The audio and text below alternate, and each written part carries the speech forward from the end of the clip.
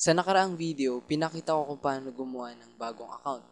Dito naman sa part na to, ipapakita ko kung paano mag-delete ng account. Sa pagdi-delete ng account, kailangan ang nakalagin ay yung administrator account o yung account na ginawa nyo nung in-install yung Ubuntu. Dito sa PC ko, ang administrator account ay si Ubuntu. Ubuntu rin ang password.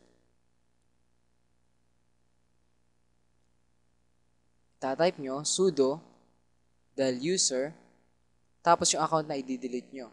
Ang i-delete natin yung account na ginawa natin sa nakaraang video na pangalan ay new user. Yan. Tapos na siya, na-delete na.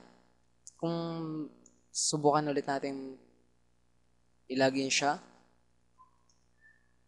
nakikita natin, login incorrect kasi nga delete na si new user. Ayun. Kung susubukan nyo naman mag-delete ng account gamit ay yung account na iba, imbis na si administrator account, hindi niya kayo papayagang i-delete. Kaya kailangan nyo talagang ilagin ay yung administrator account para makapag-delete ng account. Yan. Ganun lang kasimple.